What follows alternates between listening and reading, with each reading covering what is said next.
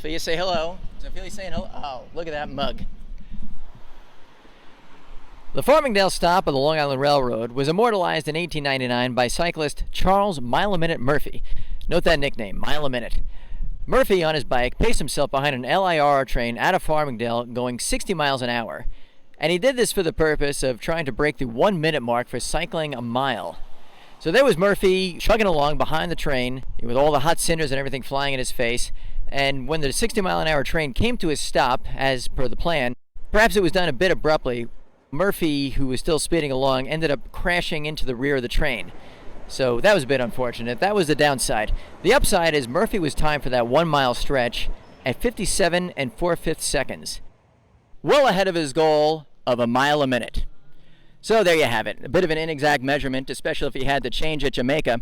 But that's not the only mile for which Farmingdale is known. For we have today, in support of Companions in Courage, a presumably less injurious mile. It is the Main Street Mile, and we have our two main men here to talk about it. That's Jim on the far side, and Pat, as always, centering the line. Ophelia, go with me, girl. Got a new center woman. Oh, what a sweetheart. Look at that. There we go. What a sweetheart. Look at this. Yeah, we didn't get a bib for her. Yeah, we need a good bit. How beautiful is that? What a great girl. So, not only did Mile-a-Minute Murphy race down the railroad tracks, this was the home of the Farmingdale Pickle Works. And the center of the world's pickle supply came from Farmingdale until, of course, the cucumber blight wiped out all of the crops. Get out of the road, you snot-nosed kid. All day with that. Everybody from New York's got an attitude, you know? That's what I like. Yeah, I know I'm home. Welcome to the 18th running of the Farmingdale Runner's Edge Main Street Mile. And thank you to everybody who is supporting and continues to support us, especially those kids who are going through a little bit of a rough time. We want you to come back next year well, fit, and running with us on the Main Street. All right, let's see. Let's make it a date. And just exactly what is going on today? What has commenced and what will take place within the next couple hours? Well, we have a kids race that just took place. We have a women's race, and we have a men's race coming up. Then we're going to be hanging out here at the meatball right behind us, and we have some auction items, and it's all about celebrating CIC, celebrating kids, celebrating this holiday. Farmingdale always does a fantastic job. Runner's Edge, Bob Cook, all our sponsors, and I always say it's a great way to start out Labor Day weekend. It's 18 years, as Jimmy says. And I always say when you wake up on Tuesday morning after the holiday, what did you do? Well, I started out first by running and helping kids. So 18 years later, and trying to put a lot of smiles on kids that need it and their families at children's hospitals. And I can't think of a better way to start it, to exercise, get out, have a chance to kind of have some camaraderie, talk to some great dear friends that have supported this race for the 18 years. I just can't believe it's 18. So, and you guys have been amazing. You always drive across country, and now you've got, now you're a hat trick. You got 3. That's right. And listen, it's our mission is always to put a smile, and no child in the fight for life or health should ever have to go through it alone. We are companions in courage, and it's our mission, and we are blessed. But our goal is to impact as many of those kids and families and make their lives a little bit easier for what they're going through. Well, actually, on that note, obviously it's a very fun, it's a community day, it's a blast for anybody who's in the community who wants to come down. But we're raising some cake today too. Is there anything for which those funds are earmarked, or does it go into the broader Lion's Den, pool of sanctuaries and pediatric hospitals that you set up? Yeah, I mean it's all set up to give back to, whether it's a Lion's Den room, whether it's a Chrome book that's going to go out for kids with content. Jimmy's done a fantastic job with our new, our main event, where we've done inspirational stories about heroes throughout this country that inspire children that are going through tough times. So between a Lion's Den room, between a kiosk, it's really all about impacting what a child is going through in a children's hospital and trying to give them hope, inspiration, love and support, and their families. It's not just the child going through it, it's really the entire family. So stems back from my days when I played and had a chance to meet some amazing, inspirational, courageous kids that impacted. And now with Jimmy's support as executive director, friends of the foundation, events like this, we impact about 60,000 kids a year across North America in some fashion. And,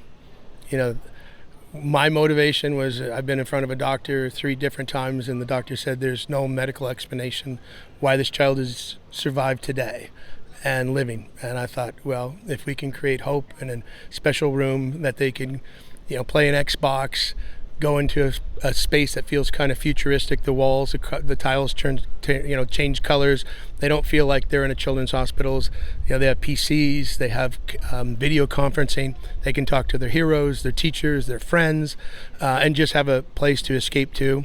Or whether it's through content, whether it's through a kiosk, whether it's through a Chromebook. It's all about impacting and inspiring and giving hope, trying to put a smile on a kid's face who's going through tough times. All right, so you've seen the results in action. Last question real quick, because I don't want to waylay you anymore.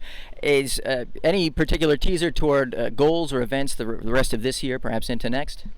Either of you? Yeah, we have coming up, we're going to be at a car show. It's our first ever car show. It's coming up. Do you need my Honda Fit for that? We do. If you have a Prius, we'd like you to bring that. That would be really nice. It's actually called Mustang Sally or something. I don't know. I forget the name of it. But we're going to be at our first car show, and we'll have a little booth set up there, and we'll be raffling off all kinds of cool stuff.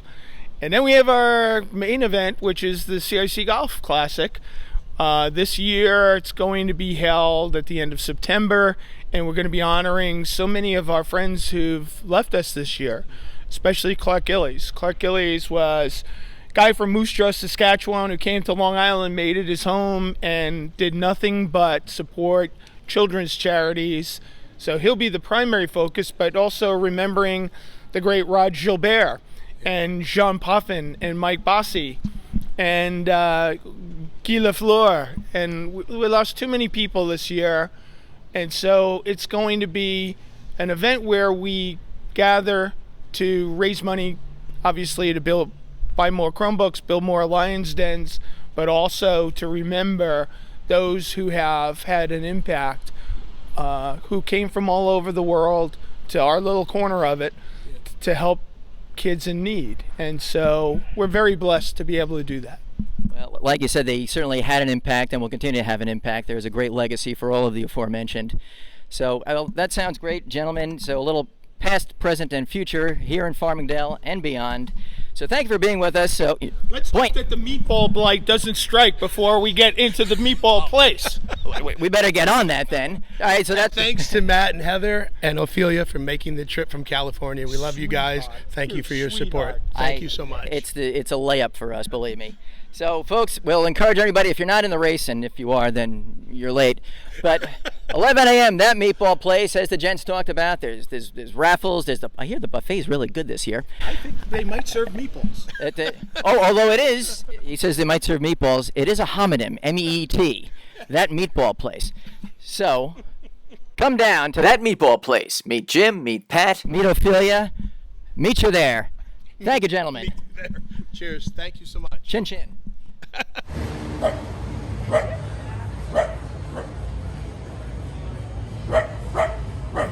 like the shirt. I like the mix of Ondersley. I never saw that one.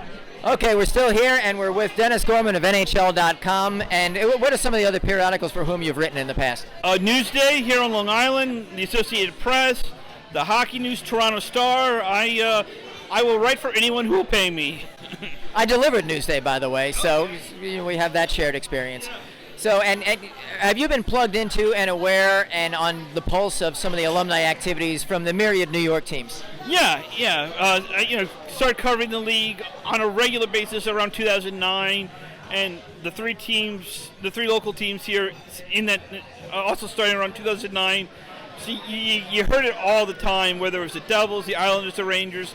They would have events, with the Islanders Live. It was maybe they would buy Christmas gifts for kids who were poor, or maybe kids who were sick, or obviously Andersley's Cam Jam. Or, you have these events where they go out into the community and they try to be good stewards. And I think it's important for leagues to do that because, from a purely crash point of view, it's good publicity but I think more importantly, it shows that these guys recognize they are part of a community. They're not that separated from the average everyday American. Yeah, now I may be showing my colors here, but I've always felt that there is a strong connection between the Islander fans and the community, particularly with their alumni.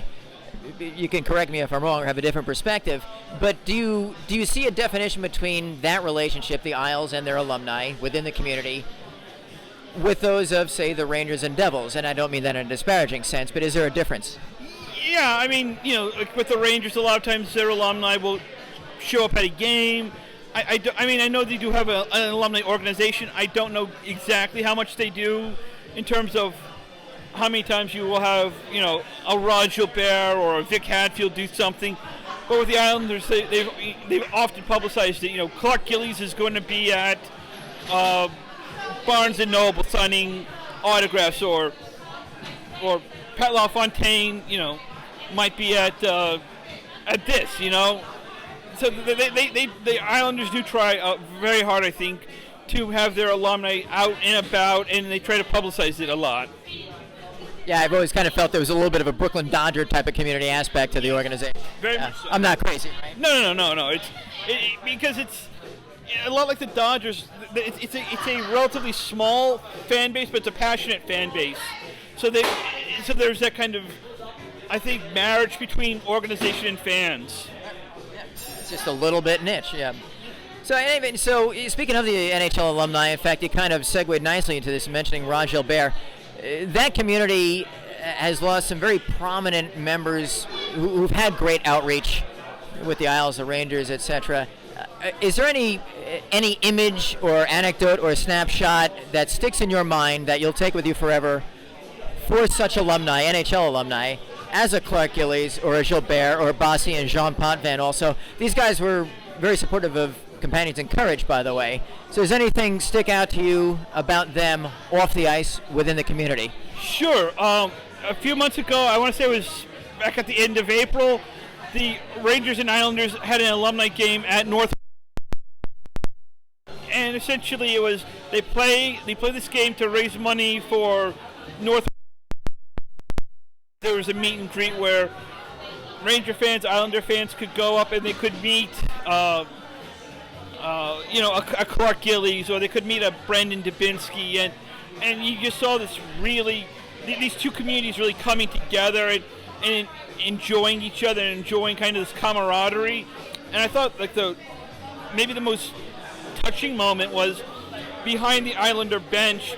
They had hung Mike Bossy's jersey because it had been a few days after Bossy had passed away, and it wasn't done with any sort of fanfare. It was just simply hung over the glass, and I think there were a lot of people who swallowed hard when they saw that. It is clearly a tight fraternity. Thank you for that recollection. I appreciate your presence here and your support now of the Companions in Courage. So, folks, Denis Gorman with a retrospective. Thank you very much, Dennis. You're welcome. We want fish sticks. So say derisive hockey fans, as well as one Nick Hirshon. Nick Hirshon, did I pronounce that correctly? I should probably have asked beforehand. All right, I got an affirmative on that.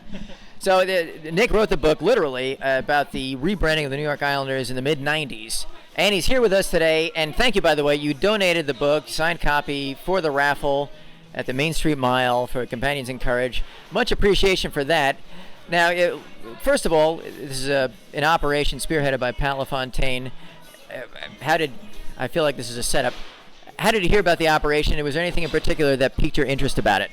Well, you were the one, as you know, to really clue me into this, although I had heard a lot about Pat LaFontaine's charity work over the years, and I knew that he was very involved. And so it's just a great opportunity to connect with Islanders fans. Since my book has come out, I've met so many great Islanders fans and get to have wonderful conversations about every era in Islanders history. Pat LaFontaine's really interesting because he kind of bridges the gap between the Stanley Cup years that we know so well in the early 80s and then the era that I got into more in my book with the 90s and some of the troubles that the teams had. So, so that's how I found out about it. It's really fun to be here. Now, speaking of Pat, how would he have looked in a fisherman jersey? Oh boy. I mean, I would like to think that he could look good in any jersey, and he certainly, looked great. I was watching all these clips of him in Islanders blue and orange the last few days to prepare for this, to mentally prepare for this.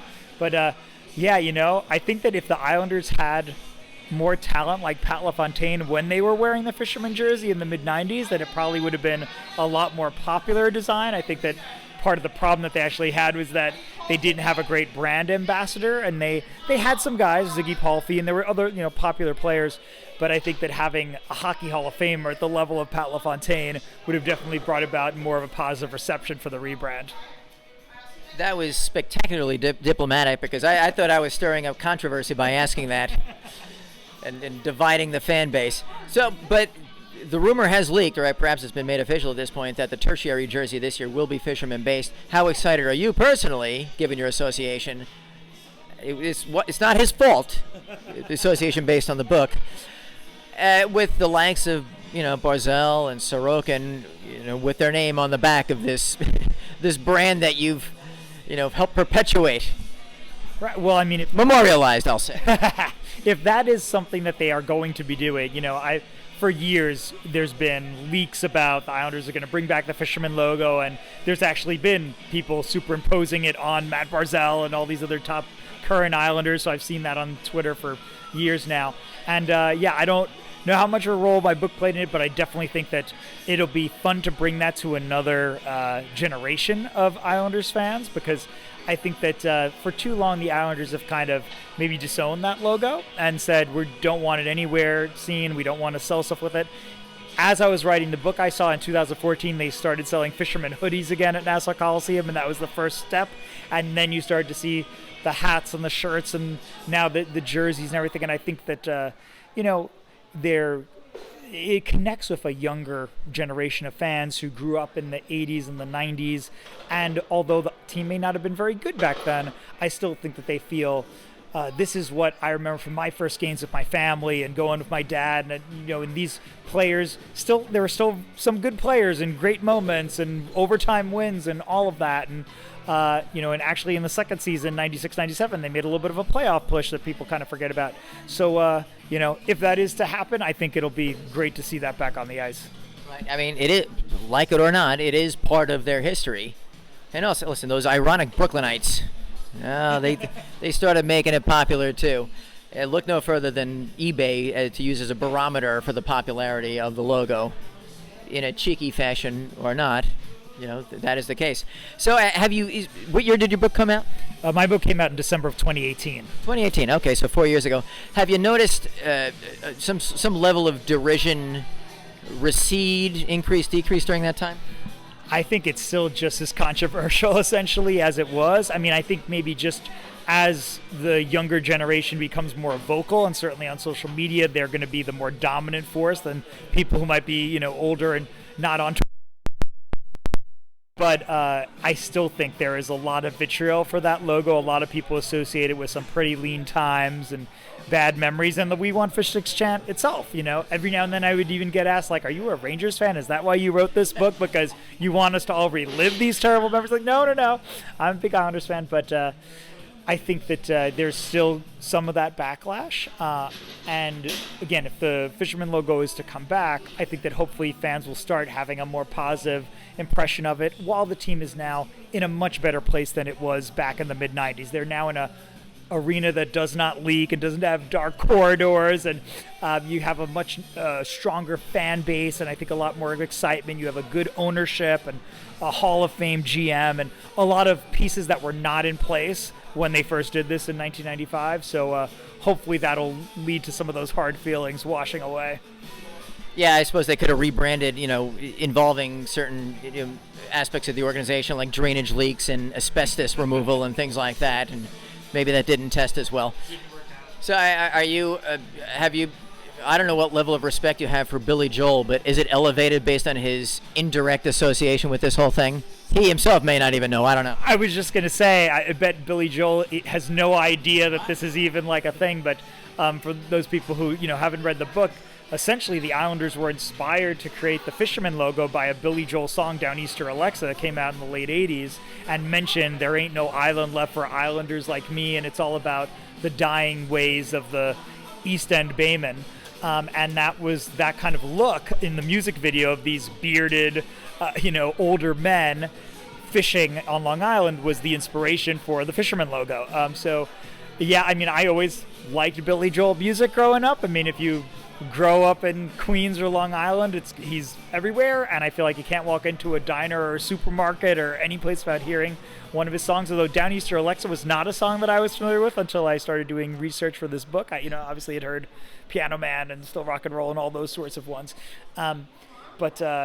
It's now I definitely have that in my playlist, and the Islanders have played Down Easter Alexa at some games. It's always kind of fun to be like, I've heard that at a few of the games last season, and I was like, it's nice to have a little bit of a hat tip there to like, it's part of our history, and he's our favorite son of Long Island, so bring that back. Yeah, that's it. Maybe they're trying to plant the seed because of the tertiary jersey. Perhaps so, and also a few years ago they gave away Billy Joel bobbleheads at a game, actually, of him sitting at a piano. I think this was right around the time that my book came out, of him like sitting at a piano, and they put like an Islanders logo on the side of it, and so I had to go to that game to get myself that bobblehead. I'm talking to myself right now. Capiello, do not hop on eBay and get that because I now want it. All right. Well, Nick, thank you very much for coming out today, for supporting the efforts toward, Pat's organization that helps support the pediatric hospitals and the Lions Dens that they provide. It keeps the kids connected. I hope to see you next year. I hope that you're in the loop and you've joined us henceforth. Definitely. It was a great day again. Thank you for having me be a very small part of it. I'd love to do anything like this again. Great to see all the wonderful work that Pat LaFontaine and Jim and all of these other wonderful people like yourself are doing, donating your time and all of these different things that you've collected to auction off. It's just wonderful to see. Part of the beauty of being an Islander fan and being a local and supporting the alumni within the community. Very much obliged. Thank you very much. To it, I'll do the artwork for the charity. I'll try and do anything that helps bring eyes, any kind of awareness to it. That's one of the things I love doing is I looked at what kind of Pat said when he started the foundation and said, hey, you know what, part of being an Islander, part of living on Long Island is being part of the community. So that always kind of hit a nerve with me, and always, I was a volunteer fireman for a little while before I moved to this city. The city has FD&Y, so I kind of had to resign that. But, you want to be a part of the community and you help. So what he's doing with pediatric patients, I kind of went through a couple of years ago. My wife had a stroke, so during COVID, we were dealing with people in lockdown, not being able to see their families, not being able to see, their loved ones. And I was lucky in being able to have access, even though, you had to have the right, kind of medical clearance, you had to have the right testing. But I couldn't imagine the people that Pat kind of focused on helping, pediatric patients. How do you deal with that kind of isolation? And even every day when COVID's not a everyday reality, what's it like being by yourself? So being able to set up gaming systems where you can play online, and I'm a gamer myself, so I own all kinds, between PlayStation, between Xbox, Nintendo, being able to connect with people, again, across state lines, across the country, different countries, is something that is invaluable. So it can kind of bring a smile to someone who's going through necessarily anything but something happy. So that's something I try and strive to kind of help out with. You're right. That sense of connection is precisely what drives, my own support of the organization. And you mentioned you're a PlayStation fan, and I'm in gaming. They need support. They need anything. They need human contact. They need, a soothing, whether it's a pat on the shoulder. Just, Pat will always describe how he started this foundation about just going to the hospital, playing games, and seeing how it affected people. That's all sometimes people need, is just that human contact. Have a laugh, share a laugh, a good moment that it may not affect you, but it affects them in a way that they'll take it to heart. So that's what always is, kind of on the forefront of my mind when I think of this, companions and courage. Right. It is connectivity. It is community. So that is the underscoring point of the entire thing. All right, so working backwards, since we just, we kind of let it roll organically here, I was going to ask, first of all, I owe you a beer. I didn't get you today, did I? I owe you a beer from last year. I don't forget these things. Well, we have plenty of time. All right, well, it's on record that I owe him a beer. It's 41 home games, so I'm sure we'll manage that. That's right. I'm in December, but, only if we get that 15% discount. Yeah. So, first of all, I mean, for those who do not know, Brian here is the wizard behind the curtain that is Lightning Bolt Designs. So, tell us, who is, besides just saying Brian Corkery, who and what is Lightning Bolt Designs? Well, Lightning Bolt Designs was a way for me to kind of channel kind of a creative outlet for myself. And I thought nothing better than, look, I'm a fan of the Islanders. I have been since I was a child. And the reason I was a fan was because of Pat LaFontaine. When I was younger, I was born in '79, so I was too young to remember the Cup years. And as I was kind of coming into fandom, that's when the post-Cup era was kind of getting into effect, and Pat was one of the biggest stars coming in. He was a breath of fresh air that all the older generation Cup players embraced him, and he kind of followed Al Arbor's template where, again, I mentioned before, he wasn't just about what's on the ice, but being an Islander was also what we did for the community. So I always kind of looked at that and said, all right, what could I do myself? I mean, I'm not, again, athletically inclined. I have an everyday job like everyone else. But what could I do creatively to kind of help out, not just to support the team, but also support Pat's Foundation and pediatric patients? And that turned into Lightning Bolt Designs, which is basically just creating artwork to support the team, in which I take all the artist profits every month and anything Islander fans spend, and I donate it to Companions in Courage. Whether that's $5, whether that's $240, it doesn't matter to me. Every little bit, as their president has told me, helps. So I'll always try and be as forthright and forthcoming with kind of the information like that. So this is exclusively the case. I mean, do you have other areas, other subjects of your artwork, or do you have other targets for it? I mean, or is this is all about CIC? It's all about the Islanders and Companions in Courage. Everything is done to support them. I don't take any profit from it. I don't see anything from that. That's why anybody who follows me on social media, Twitter, I'll post the receipts every month. So I'm donating every month. All right, look, we took in this. I'm paying it forward. Now, again, that's why I clarify it's artist profits, because I have an everyday job. I don't do the printing on my own, so the printer makes some money on it, but I don't. Anything that I see, whether it's, like I said, a small amount, everything's paying forward to the charity. And I'm hoping that buys a little bit of good karma for not just myself, but everyone involved in the charity, because they're doing really, really important and good work. Well, like I say, it is a talent and it is a hobby by mere virtue of the fact that you have a day job and you use your talents in your spare time. But let's admire the wares here.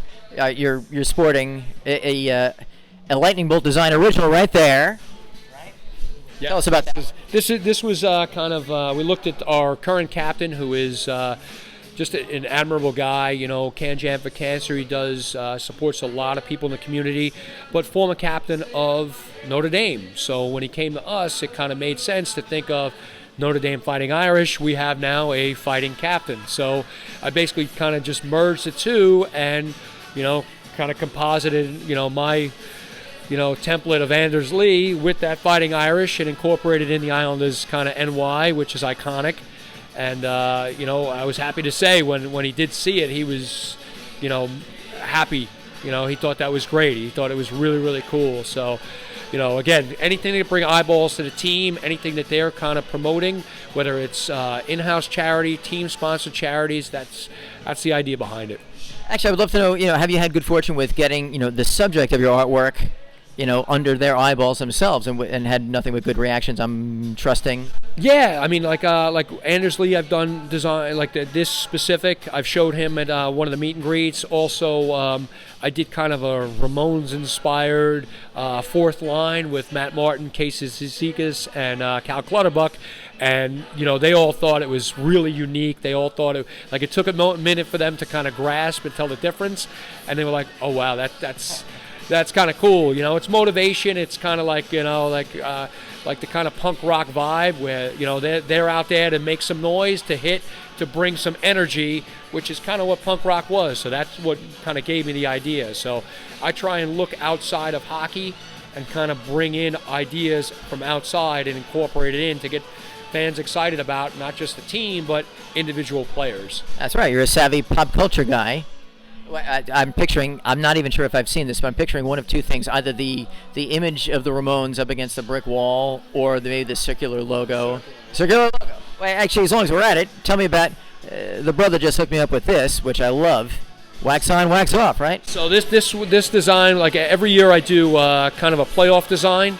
So in 2015, I made kind of a home shirt that just basically spelled out the word home, but the O was the old Coliseum logo, because we thought at that time we were leaving. So we kind of went with that.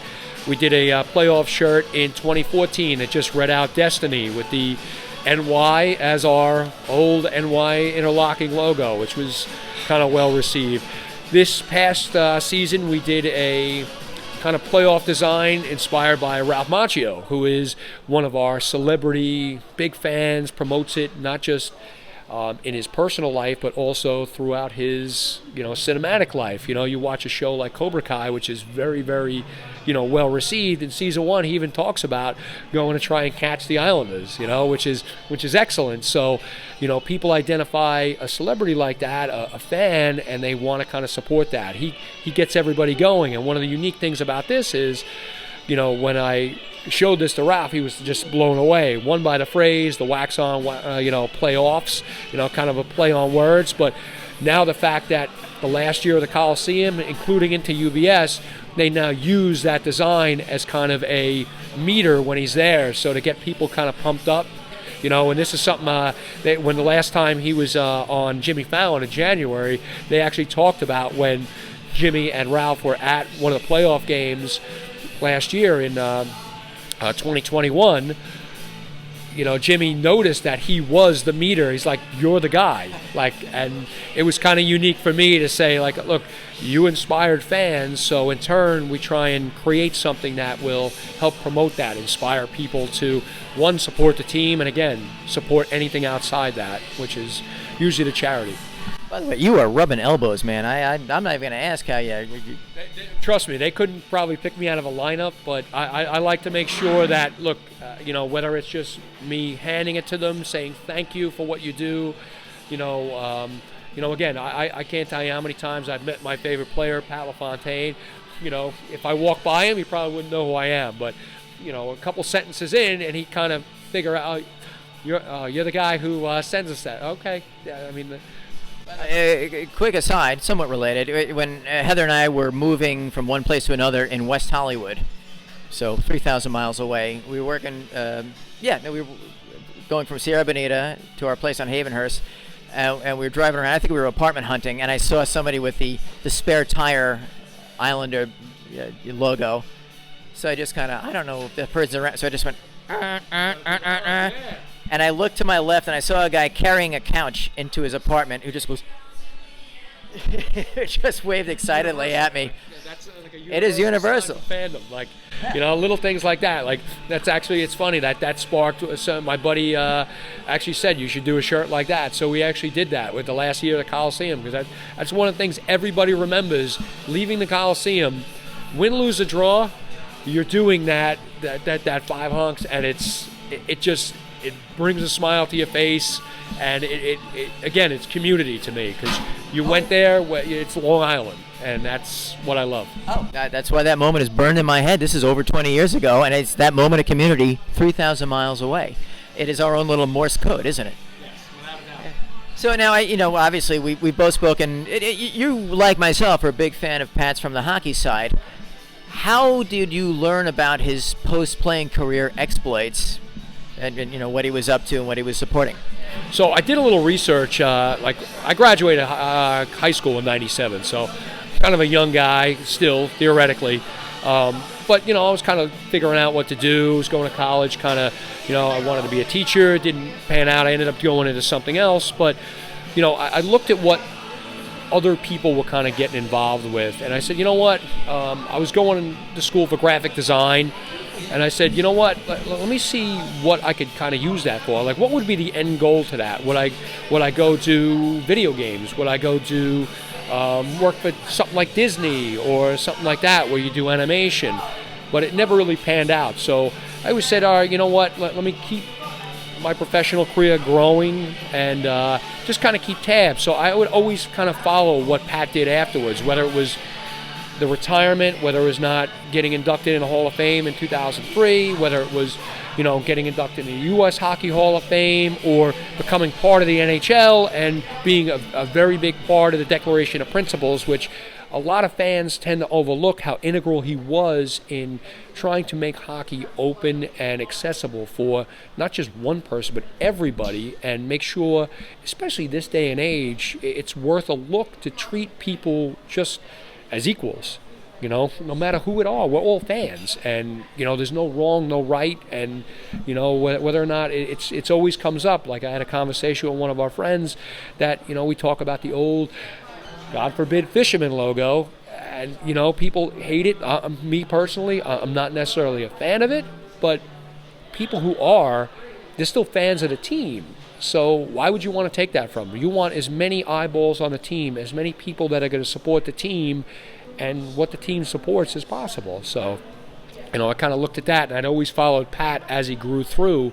So when he started that charity, I said, you know what, it took me some time. I've donated here or there, when I was able to, but I don't think, I think I had to reach also a maturity level in order to kind of appreciate it. I think that's something that comes along with age, that, you want to kind of give back, and, like you don't necessarily appreciate community the way, you would when you're a younger person. Like I grew up in Sayville, where it's kind of like old town America, friendliest town in America kind of vibe. And then when I moved into the city, not that it was bad, but it's not the same kind of hometown where everybody kind of knows your name, kind of like the Cheers vibe. But you kind of wanted that community effect. And when you relate that to hockey and relate that to beyond, being a part of the community around you, that always made me think of Pat and what I kind of wanted to be a part of.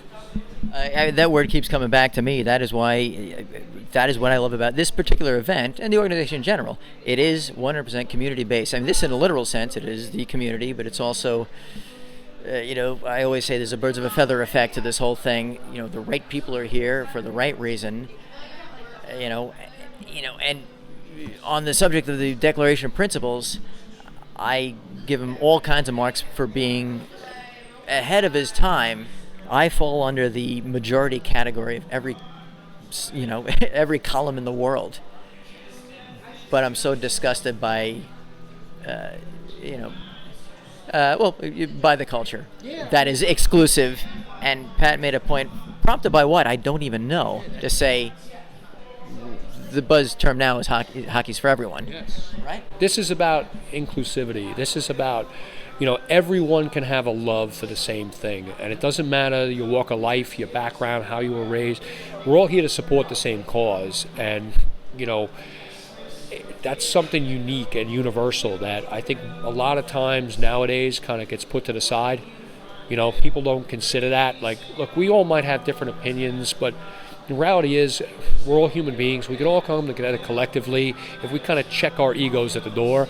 And that's something that Pat kind of championed with the Declaration of Principles and kind of laid it out and said, look, we all have the right to be treated fairly. We all have the right to play. We all have the right to, competition, which has a value to it. That competition, it gives that winning and losing. In a conversation I had with him, he'll say, I mean, you could say he probably stole it from Aerosmith, but you could learn as much from losing as you do from winning. And, the lessons you take with that, you look at his time with the Royals, you look at things like that where, a lot of valuable lessons that he not only passed along, but you can impart to people just being within the kind of, or under the umbrella rather.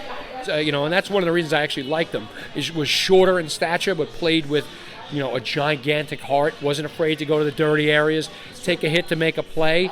I always looked at that and I said, you know what? That's a guy with heart, and that's really the kind of person you want leading you, is someone who leads with their heart, because they're not affected by any kind of, the changing winds of kind of society. They're just, I'm about doing the right thing. This is what my heart says is the right thing to do. This is what we're going to do. Well, there's no better way to punctuate the day than exactly that. Lightning Bolt Designs, Brian Corkery, and by the way, just to call attention to Lightning Bolt Designs, you're located where on social media and elsewhere?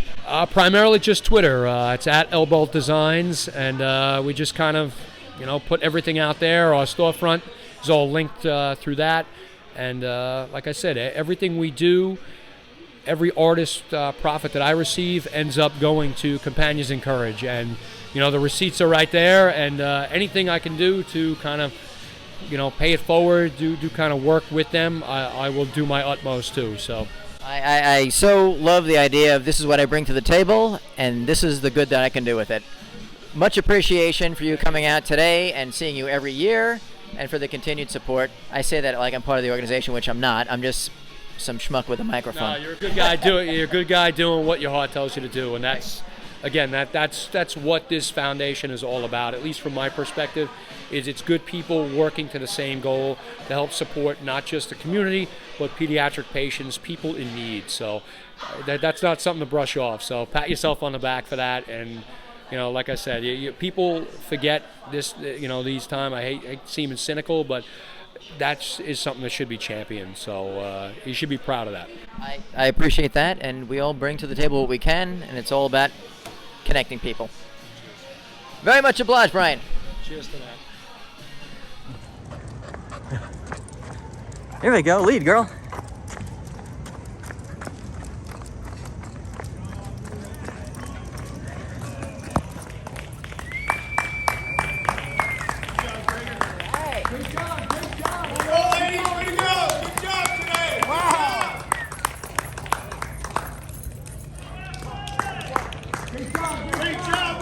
Go for it, Ashley.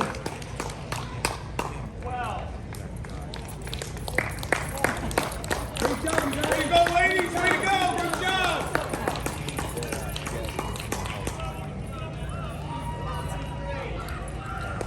Great job. Great job. Great job. Looking strong. Looking strong. Way to go. See so. Great job, you guys. Great job. Way to go. Way to go. Great job. Looking good. Great really job. Strong. Really strong. Great job, you guys. Thank you. Good job. Great job. Great job. Way to go. Nice and strong. Way to go. You got it. You got it. Way to go. 502. 503. Thank you, guys. Good job today. Good job. Great job.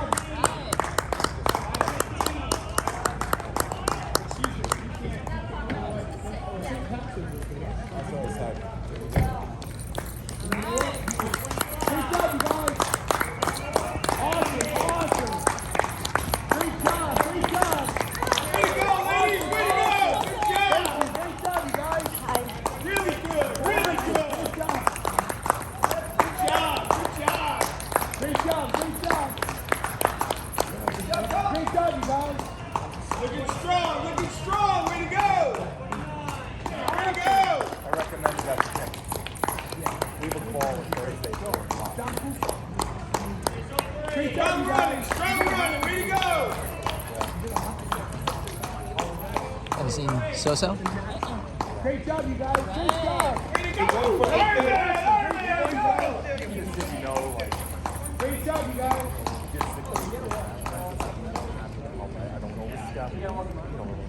Start over. All right, Corin. Good strong run. Good strong run. Nice pace, ladies. Way to go. Great job, you guys. No, she has to be ahead of her sister. Great job. Great job. Almost home. Almost home. Way to go. That's right. She's in here. All right. It's not the crescent. All right.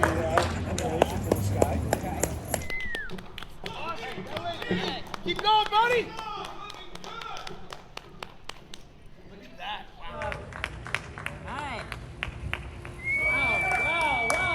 Here we go. He's all alone. Look at that gap. Crushing it. He can stop for a pint. Guys, take the inside lane. Inside lane. There it is. Awesome. Great Look job. at him.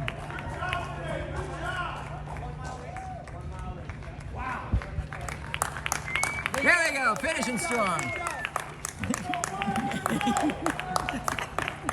Great job, guys. Great job. Great job. Wow. Wow. Good job, buddy. Trey! Right. Come on, Trey! Let's do this. Good job, bud. Good job, guys. Good job.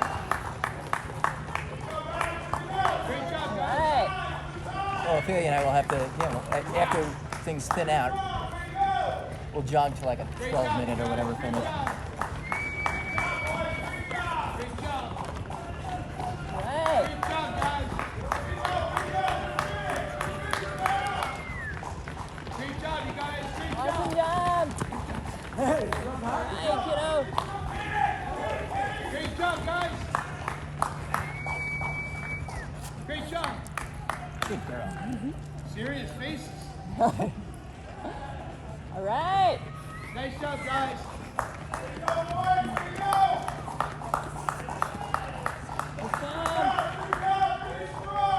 Nice Awesome. job. Okay, watch the inside lane here. Good job. He's got room. Harness right in the front. All right, go 182. All right, let's finish it off. Looking great. Almost there. Almost there. Great job, 374. Nice job, you guys. Nice job.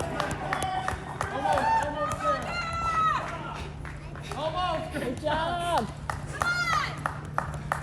Almost there. Great job, you guys. Almost there. Nice job. Nice job.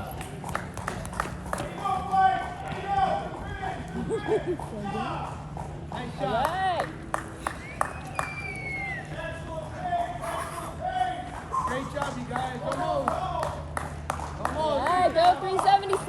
Nice. Good job. Looking good, too. Nice job. Nice job. Nice job, 224. Hey, good job. Ooh. Good job. Go.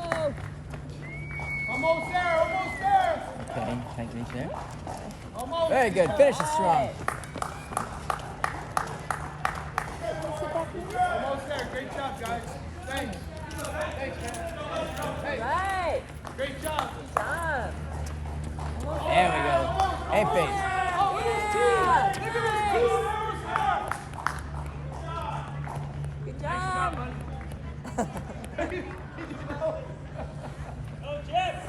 Beautiful. Right. Nice job. Almost Good there. job. Getting away from the huffing and puffing.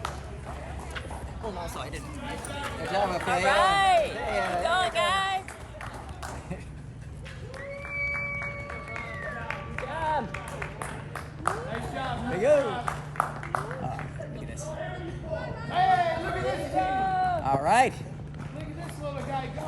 Finishing strong. Looking good. 164. Nice. You're doing great. Nice job. Good job. Looking Almost beautiful. there. Good job. Hey, good job, 263. Nice job. Nice job. Good job. Awesome. Got the inside lane. Right. Almost there. Oh, how you doing? Good to see you. Great job, you guys. Nice job. Brilliant. Here we go. I like the inside lanes quicker. Yeah. Good luck. Hey, Joe. Almost there. Patty, I don't know, man. Hey, Joey! Yeah. Good job. Good job. Nice job, sir. Awesome. There he is. All right. 18 years in running. Nice. Hey, Steve, how you doing? Man. I'll see you at the end. See you. Great job. job. Almost there. Almost. Hey. I guess that confirms my father did not come out. Why wouldn't he do it with Spiegel? All right, beautiful. Nice. Almost. All right, stretch run. Here we go. Great job. Almost there. Great job. Cheering everybody on. Yeah. Very nice, gents. Almost there, guys. Great job. All right. Almost. Good job, man. There we go. I just ran the whole thing.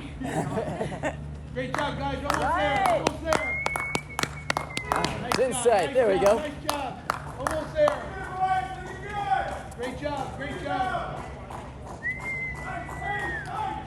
Almost there. Almost there. That's the inside lane. All right, we're close. Almost there. Almost there. Thanks, guys. Good. Thanks for coming. Pat, thank you. Thanks so much. Hey, nice job.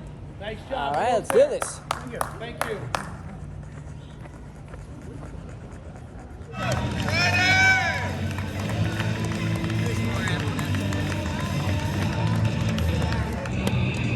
There it is. Let's do it in style. Let's hear for Science's own Bert Jablon coming in. We were talking about it at the bar a couple of years ago.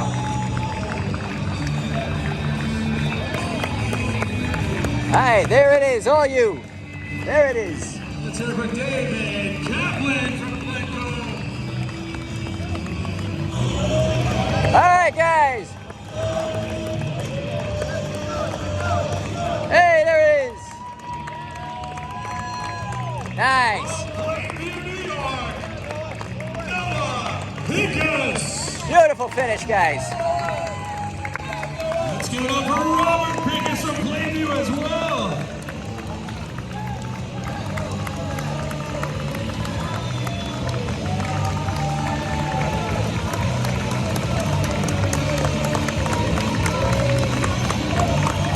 That's charity, companion, and courage.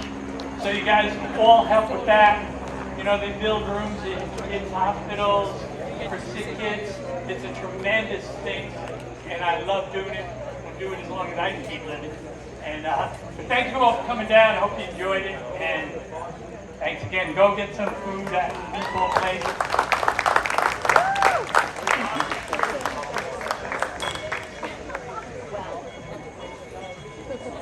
All right.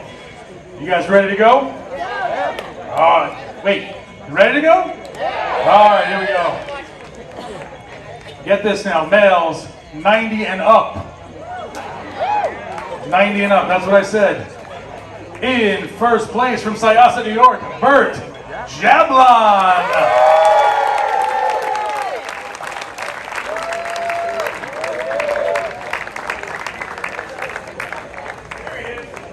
Let's hear it for me. He's over here.